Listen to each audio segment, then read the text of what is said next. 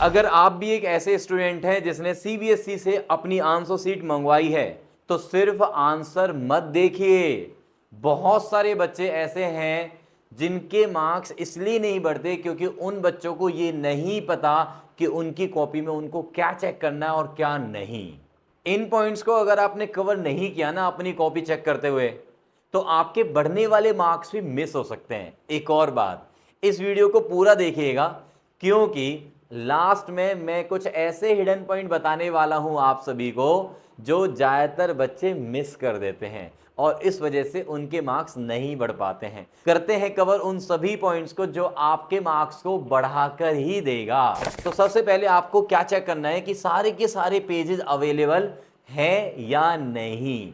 Means आपने ये देखा कि यार सारे के सारे pages serial number wise 1 2 3 and जो भी आपका लास्ट पेज है वो सारे के सारे पेजेस आपकी स्कैन कॉपी जो आएगी सीबीएसई से उसमें है या नहीं।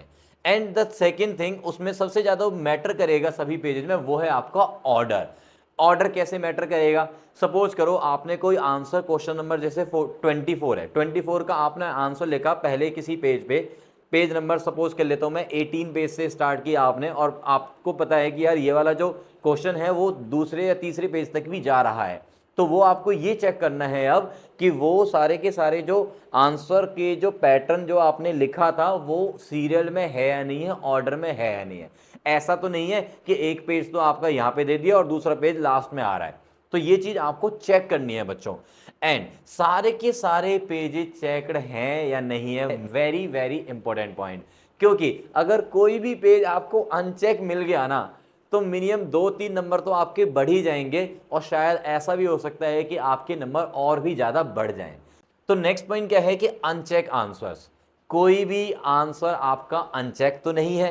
क्या कोई क्वेश्चन बिना चेकिंग के छूट तो नहीं गया, ये आपको चेक करना है। साथ के साथ क्या होता है कि कई बार ना कुछ क्वेश्चंस में सब पार्ट होते हैं ए बी सी डी। अब आप ए बी सी डी कर देते हो साइड में, है ना, बहुत छोटा भी लिख देते हो कई बारी। अब वो एग्जामिनर की नजर में गया या नहीं गया, है ना, तो दैट मीन्स वो चेक हुआ या नहीं हुआ, तो वो आपको चेक करना है। जब आपके पास कॉपी आएगी तो आपको इस बात का ध्यान रखना है कि उस पर टिक हुआ या नहीं हुआ। बात क्लियर? लास्ट तक सारे क्वेश्चंस एवेल्युएट हुए हैं या नहीं है, यानी कि till the end of the pages जो भी आपके पेजेस हैं उनमें सभी में ये चेक करना है कि हर क्वेश्चन अच्छे से चेक हुआ है या नहीं हुआ है। तो अगर कोई आंसर चेक ही नहीं हुआ तो आपके काफी काफी मार्क्स बढ़ने की उम्मीद की जा सकती है, क्योंकि अगर क्वेश्चन का आंसर चेक नहीं किया तो डेफिनेटली आपके मार्क्स बढ़ जाएंगे बच्चे। यस, जो मैं आपको हिडन मिस्टेक बताने वाला था जो ज्यादातर बच्चे कर देते हैं, तो देखो बेटा क्या होता है कि अगर आपने आंसर सही लिखा है बट क्वेश्चन नंबर आपने गलत लिख दिया, तो अब होता क्या है कि जो एग्जामिनर है उसकी नजर नहीं जाती है उस पर कि यार ये तो क्वेश्चन नंबर ये है, आंसर कुछ और लिखा हुआ है, तो वो छोड़ देता है, वो स्किप कर देता है उस चीज को। Are you getting my point? तो वो जो स्किप होता है ना वो चीज आपके लिए फायदेमंद होगी अब जब आप रीएवैल्यूएट करा रहे हो।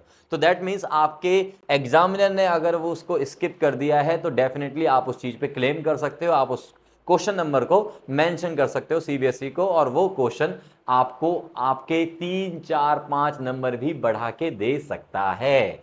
राइट है? नेक्स्ट नेक्स्ट स्पेशली अगर मैं बात करता हूँ फिजिक्स, केमिस्ट्री, मैथमेटिक्स, अकाउंटेंसी, जहाँ पे न्यूमेरिकल क्वेश्चंस होते हैं, जहाँ पे ग्राफिकल क्वेश्चंस होते हैं, तो वहाँ पे स्टेप मार्किंग हुई है या नहीं हुई है।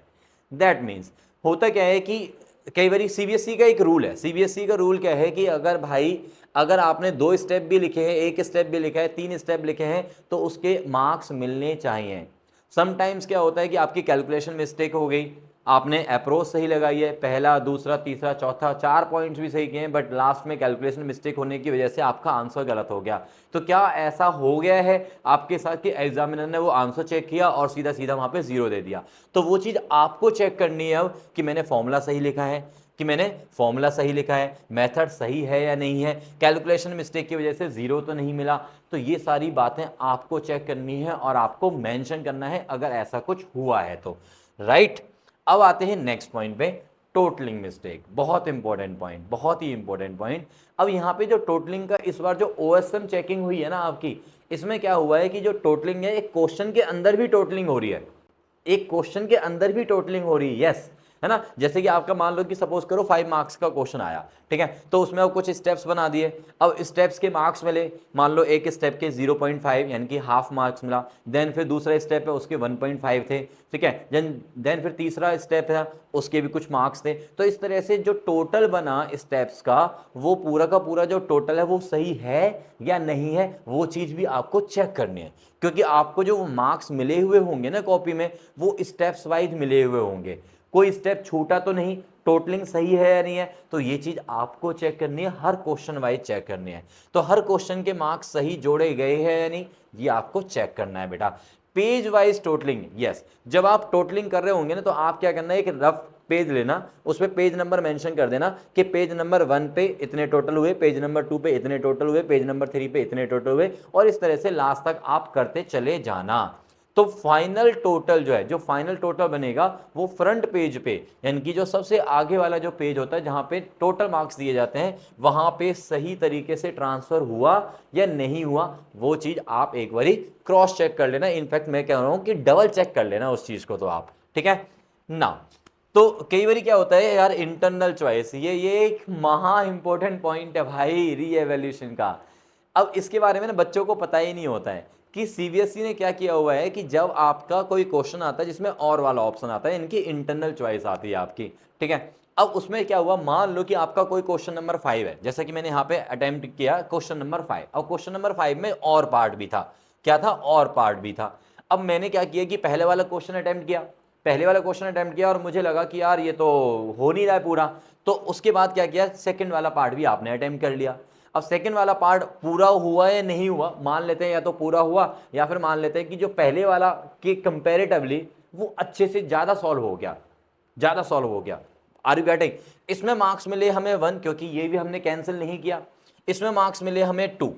अब हुआ क्या कि जो एग्जामिनर है उसने कौन से वाले मार्क्स दिया आपको, 1 मार्क्स दिए उसके लिए या 2 मार्क्स दिए टोटल में, वो चीज आपको चेक करनी है। क्योंकि सीबीएसई का रूल क्या कहता है कि अगर इंटरनल चॉइस क्वेश्चन वाला क्वेश्चन है आपका और उसमें आपने दोनों पार्ट्स कर दिए, तो जिसके मार्क्स मैक्सिमम होंगे वो वाले मार्क्स आपको दिए जाएंगे, यानी कि स्टूडेंट के फेवर में जाएगा वो, ठीक है। तो ये चीज आपको चेक करनी है। यहाँ पे मैंने ऑप्शन यहाँ पे लिखा हुआ है कि फिर दूसरा ऑप्शन भी आपने अटेम्प्ट कर दिया, ये सारी बात मैंने आपको अभी बता दी है, तो ये चीज आपको चेक कर लेनी है। और यहाँ पे आपके मार्क्स, अगर किसी बच्चे ने, आप बच्चे जो हैं, अगर किसी ने ऐसे कुछ क्वेश्चंस किए हैं, 1 या 2 क्वेश्चन भी किए हैं, और जहां पे आपको लेस वाला मार्क्स मिले हैं, तो वहां पे आपको मैक्सिमम मार्क्स मिलने की पूरे चांसेस हैं। इट मींस आपके मार्क्स यहां पे बढ़ सकते हैं अगर आपने ऐसा किया है तो। अब अगेन फिजिक्स, केमिस्ट्री, मैथमेटिक्स में कुछ ग्राफ वाले क्वेश्चंस आते हैं, है ना, ग्राफ वाले, डायग्राम वाले, फॉर्मूला मार्क्स वाले, ठीक है।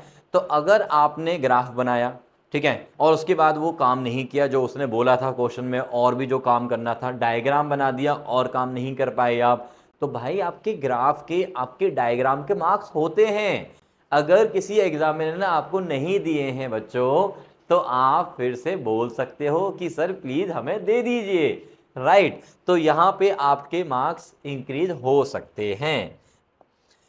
अब बात आती है कि आपकी जो प्रेजेंटेशन है, आपने जो आंसर लिखे हैं उसकी जो प्रेजेंटेशन है वो आपने कैसी रखी है। अगर आपकी प्रेजेंटेशन में आपने चीज़ों को हाईलाइट किया है ना, प्रॉपर स्टेप्स भी लिखे हैं, बॉक्सेस बनाए हैं आंसर्स के लिए, है ना, तो इससे क्या होता है कि यार ये तो पॉजिटिव चेकिंग होती है ना, इनसे तो पॉजिटिव चेकिंग होती है। तो इसके मतलब ये हुआ कि आपको मार्क्स पूरे मिलने चाहिए थे, बट आपके मार्क्स आपकी उम्मीद से थोड़े कम आए हैं।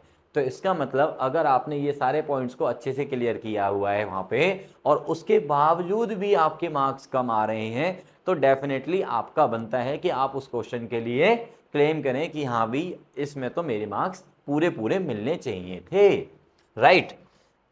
The next thing is important warning. Yes बच्चों, मैं यहाँ पे आपको एक बात के लिए वार्निंग भी देना चाहूंगा कि हर कॉपी में मार्क्स नहीं बढ़ते मेरे बच्चों, है ना, कि कई केसेज ऐसे होंगे कि जहाँ पे सेम मार्क्स रह सकते हैं आपके, और कुछ केसेज में आपको यहाँ पे एक झटका भी मिल सकता है कि आपके मार्क्स डिक्रीज भी हो सकते हैं।